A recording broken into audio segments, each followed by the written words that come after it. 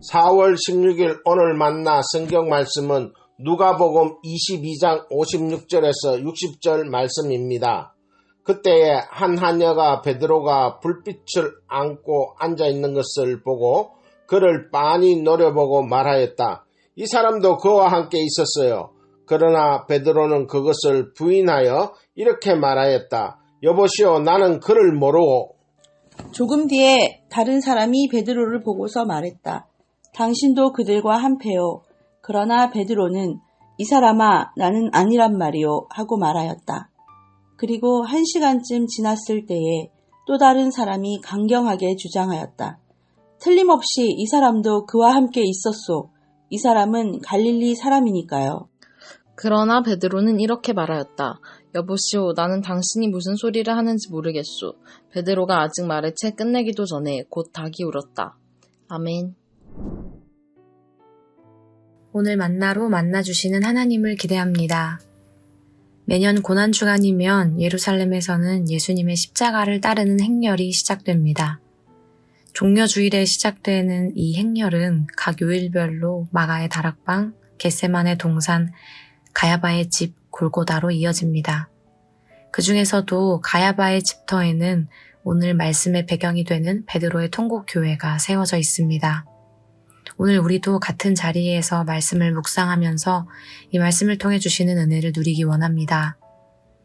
베드로는 예수님의 12제자 중에서도 가장 마지막까지 예수님의 십자가를 따라갔던 제자입니다. 다른 제자들은 모두 도망갔지만 베드로는 멀찍이 예수님을 따라갔습니다. 하지만 그곳에서 베드로는 3번씩이나 예수님을 모른다고 부인하게 됩니다. 예수님이 가시는 곳이라면 감옥에도 죽는 자리에도 함께 갈 각오가 되어 있다고 자신했던 베드로였지만 예수님께서는 그때 베드로야, 오늘 닭이 울기 전에 내가 3번 나를 모른다고 할 것이다 말씀하셨습니다. 베드로는 가장 마지막까지 따라갔던 제자였을 뿐 예수님의 십자가까지 따르지는 못했습니다. 그렇다면 베드로는 왜 예수님을 끝까지 따라가지 못했을까요? 왜 예수님을 3번씩이나 부인했을까요? 불과 몇 시간 전까지만 해도 예수님을 잡으러 온 이의 귀를 칼로 내려칠 만큼 충성스러운 제자였는데 말입니다. 그런데 베드로의 심경 변화를 놓고 고민하다 보니 문득 한 장면이 떠올랐습니다. 마태복음 16장 21절 말씀입니다. 그때부터 예수께서는 자기가 반드시 예루살렘에 올라가야 하며 장로들과 대제사장들과 율법학자들에게 많은 고난을 받고 죽임을 당해야 하며 사흘째 되는 날에 살아나야 한다는 것을 제자들에게 밝히기 시작하셨다. 예수님께서 제자들에게 십자가에서의 죽음에 대해 여러 차례 말씀하셨을 때 베드로는 이렇게 반응했습니다. 이에 베드로가 예수를 따로 붙들고 주님 안 됩니다. 절대로 이런 일이 주님께 일어나서는 안 됩니다. 하고 말하면서 예수께 대들었다.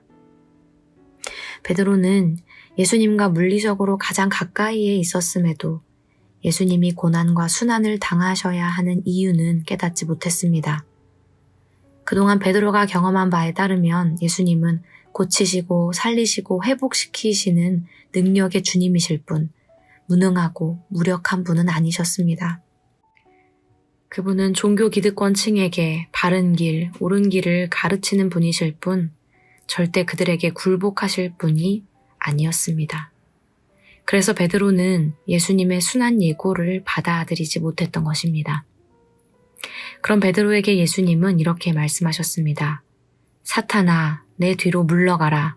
너는 나에게 걸림돌이다. 너는 하나님의 일을 생각하지 않고 사람의 일만 생각하는구나. 그때 예수께서는 제자들에게 말씀하셨다. 누구든지 나를 따라오려거든 자기를 부인하고 제 십자가를 지고 나를 따라오너라. 충성스러웠던 베드로가 왜 예수님을 부인하게 되었는지 그의 심경이 변화된 이유를 찾기 위해서는 베드로가 믿어온 예수님, 그 예수님에 대한 이해를 되짚어 보아야 합니다. 베드로가 예수님을 모른다고 한 것이 문제가 아니라 예수님이 진정 어떤 분이신지를 깨닫지 못했던 것이 문제입니다. 베드로는 예수님을 잡아가려는 이들을 향해 칼을 내미는 용기와 힘은 있었지만 예수님이 이 땅에 오신 이후 십자가 사랑을 이루셔야 하는 목적을 깨닫지 못했습니다. 그래서 그는 잡히시고 신문당하시는 무력하고 낯선 예수님의 모습 앞에서 나는 그런 예수님은 알지 못하겠노라 부인할 수밖에 없었습니다. 고난주간입니다. 여러분에게 예수님은 어떤 분이신가요?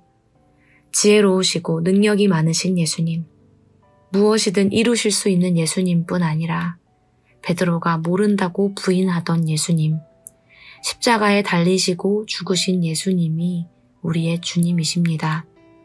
그 예수님께서는 우리에게도 누구든지 나를 따라오려거든 자기를 부인하고 제 십자가를 지고 따라오너라 말씀하십니다.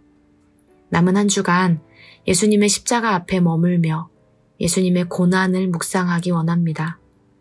힘과 능력뿐 아니라 고난과 약함 중에 임하시는 은혜를 우리의 일상에서도 깨닫고 경험하기를 소망합니다. 자기 십자가를 지고 따라오라 말씀하신 예수님을 따라 걷는 오늘 하루 되시기를 소망합니다. 기도하겠습니다. 하나님, 말씀을 통해 신문당하시는 예수님 앞에서 나는 예수님을 모르겠노라 부인했던 베드로의 모습을 바라봅니다. 우리도 베드로처럼 내가 아는 예수님, 내가 이해하는 예수님만 믿고 의지하고 있지는 않은지 돌아봅니다. 예수님의 고난을 통해 나의 고난을 이해하게 하시고 예수님의 십자가를 묵상하며 내가 지고 있는 십자가도 의연하게 감당할 수 있길 소망합니다. 남은 고난 주간 십자가 앞에 머물며 예수님의 사랑을 깊이 누리게 하옵소서. 예수님의 이름으로 기도합니다. 아멘. 이제 두 가지 기도 제목으로 함께 기도하겠습니다. 첫째로 말씀을 기억하며 기도하기 원합니다. 부활의 권능뿐 아니라 십자가의 사랑을 깨닫게 하옵소서.